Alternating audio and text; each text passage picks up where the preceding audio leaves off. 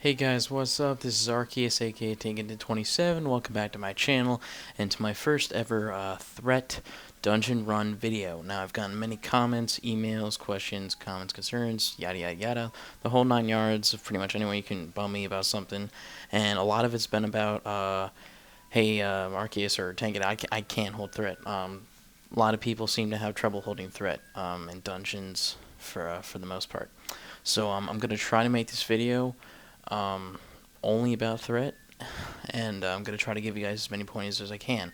Now, I'm going to see if I can include the full run of this Zul'Aman run. I do have it all recorded. It is about 40 minutes. I'm not sure if YouTube's going to let me upload the whole thing, but there's no way I'm talking for 40 minutes, so at one point it's just going to be you're watching me basically tank. A few things to keep in mind before we start this. I am specifically geared out as a threat tank right now. I'm wearing all my threat gear. I am a little bit better geared than most people I run into. However, the cap is closed since 4.2 with the downgrading of tiers. Also, another thing to note, statics. If you look in the party user interface, he is a hunter in my guild, Darkblood Mercenaries. He's incredible at what he does, and he's misdirecting to me this whole time. I don't usually have trouble with holding threat without misdirects. You can see him whispering to me there. I don't have usually trouble with holding threat without misdirects, but it's definitely helping. Makes it a lot easier. So things to keep in mind. But basically, I'm going to give you guys 4 guider point guideline thing related stuff. Just 4 points that I think are really important and vital for paladin tanks to hold threat. And I hope with these 4 guide point line things, I don't even know what to call them, you guys, it'll become easier for you guys to hold threat. Okay, so we're gonna go over the 4 points now. These are not in any order of importance. I'm just naming them off the top of my head. After I've told you guys all 4, I may list them as which one is most important. But for right now, I'm just listing them as they come to mind. All right. So basically, first point I'm going to go ahead for is marking. So 9 out of 10 people know that something marked with a skull means you're supposed to kill it first. So what you do is you basically mark one enemy target as skull, and that basically tells all the DPS, okay, I'm supposed to kill that one first. So they do all their really hard-hitting single target abilities on the skull target. Now, while they're doing that, you're targeting skull with Judgment, Vendor's Shield, Shield of the Righteous, in some cases, to basically guarantee you're holding threat on that target. So this way, you're allowed time to basically get enough AoE threat on everything else you're tanking while the DPS are concentrating on Skull.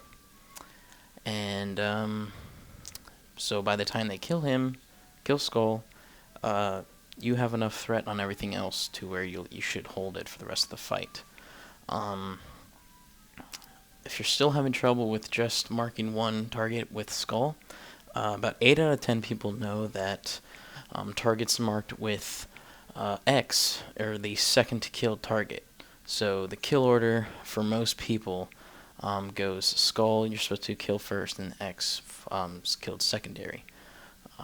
So if you're still having trouble even after killing X, you still lose threat on stuff. Or even after you kill Skull, you still lose threat on things. Go ahead and mark one as X, so basically tells the DPS the first 2 things to kill. So you kind of have to act as a dungeon leader in this way as a tank, to where you're basically marking everything in the order that they are supposed to be killed. So you should research some to make sure you're marking in the correct fashion, because some mobs need to be killed before others. and it's if you're marking, it's your responsibility to know which ones should be killed first. Some DPS who disagree with you because they think they know better, or they might actually legit know better, they might just attack a different mob than what you marked. So make sure you're marking whichever one is the most deadly, or a healer, or whatever the case may be, and you know what you're doing when you're marking.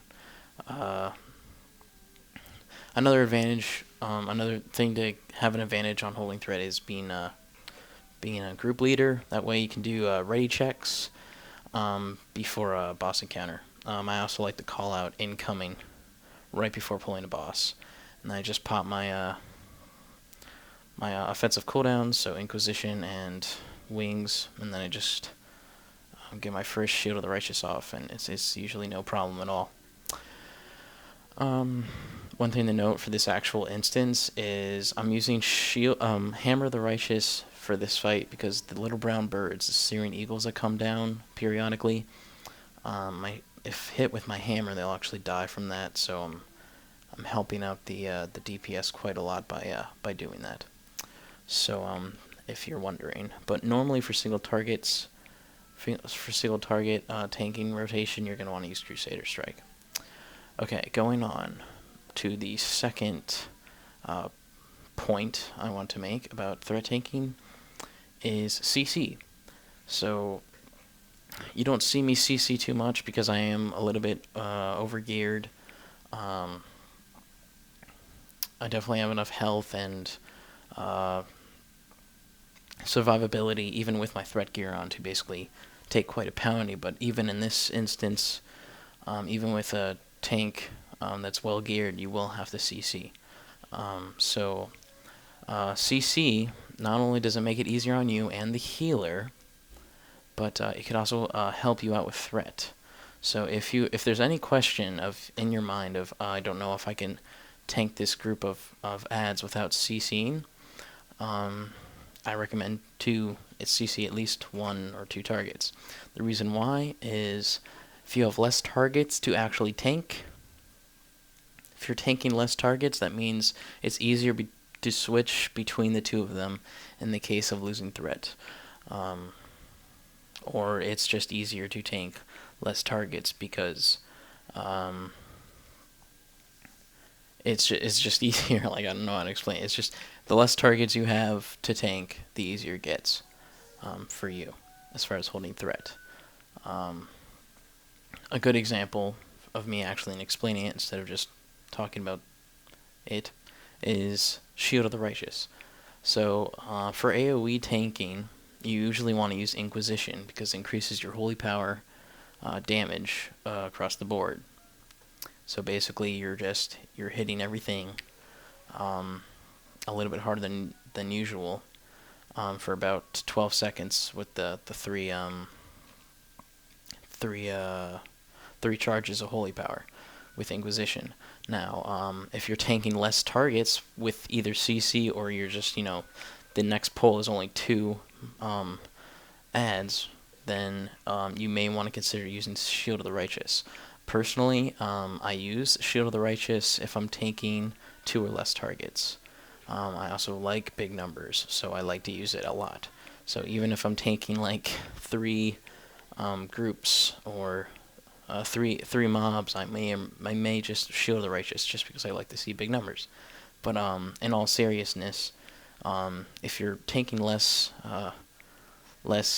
mobs, then you have more opportunities to use Shield the Righteous, which definitely will hold threat for a very long time, if not indefinitely, on a target. Okay, so we've already gone through marking and CC. So another point I want to make to try to help you guys hold threat is going to be gear. If you're at a point to where you're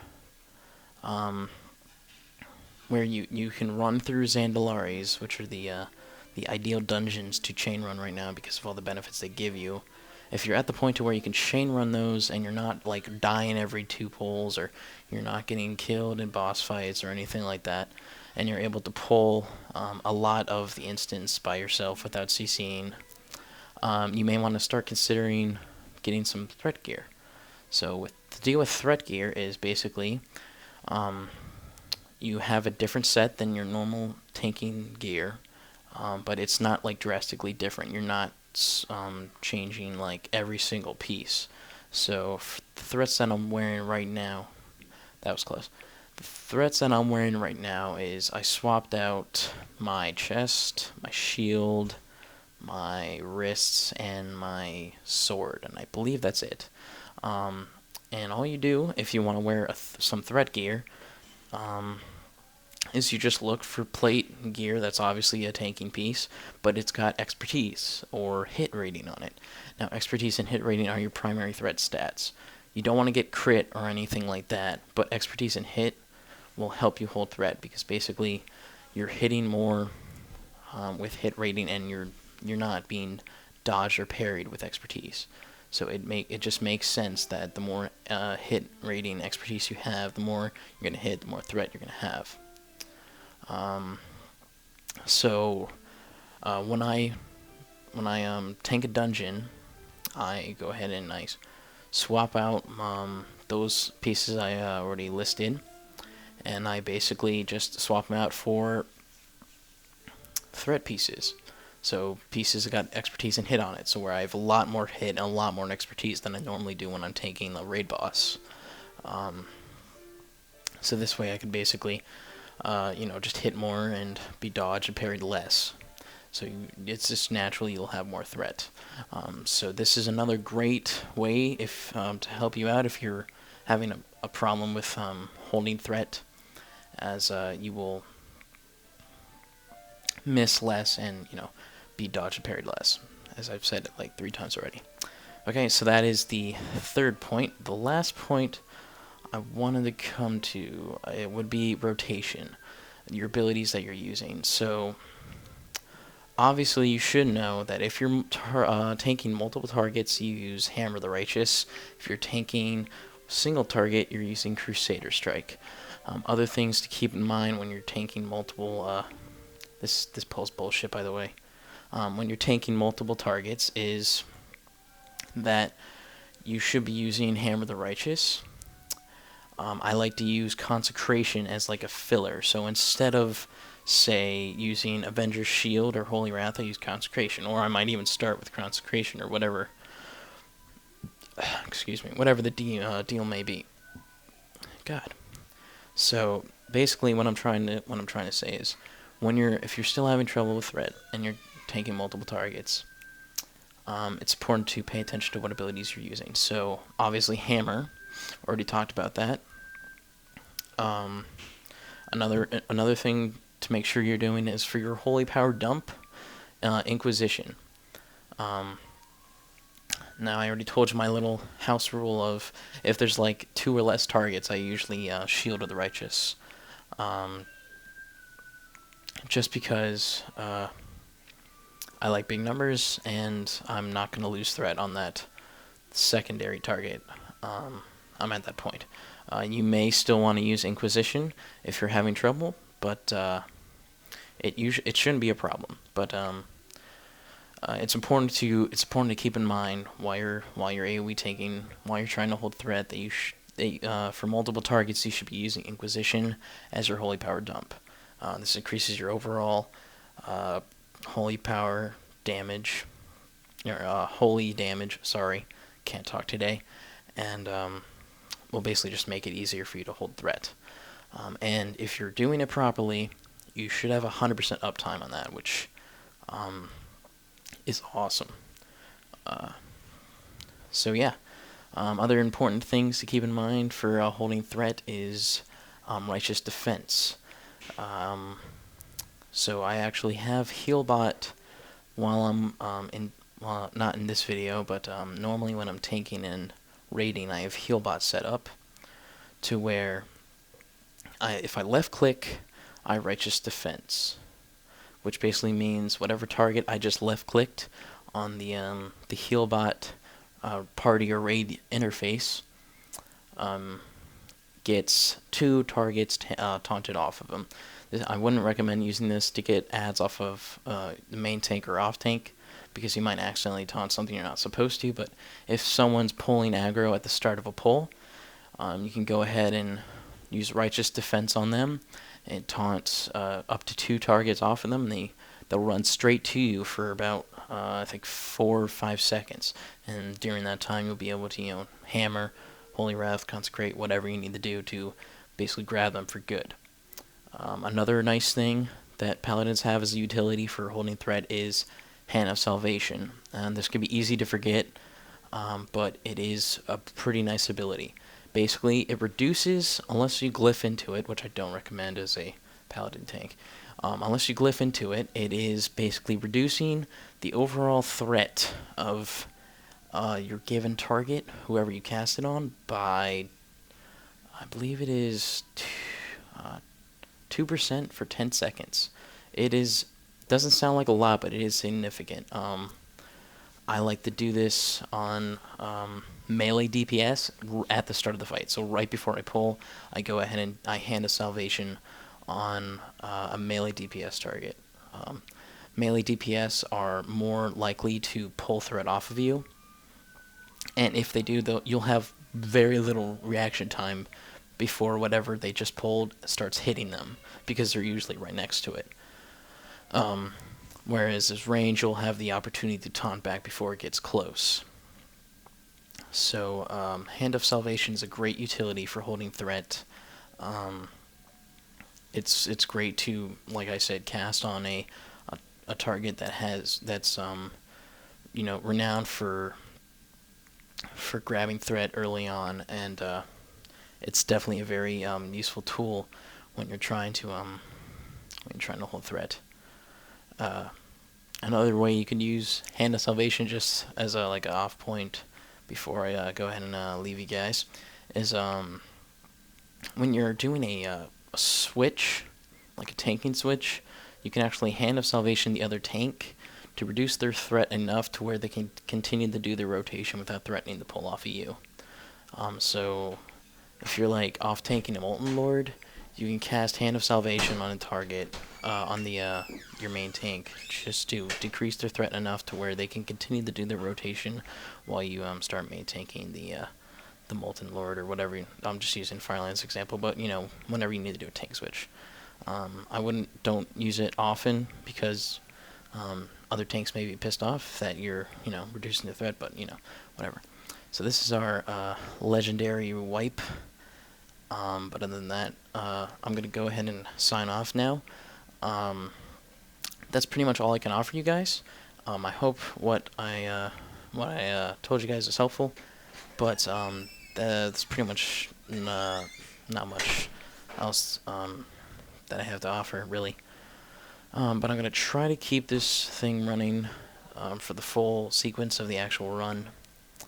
I'm not sure if YouTube will let me, but I pretty much said all I need to. I hope you guys subscribe, comment, email. I don't even know anymore. Okay, so yeah, thanks for watching, and stay tuned for more Paladin tank stuff.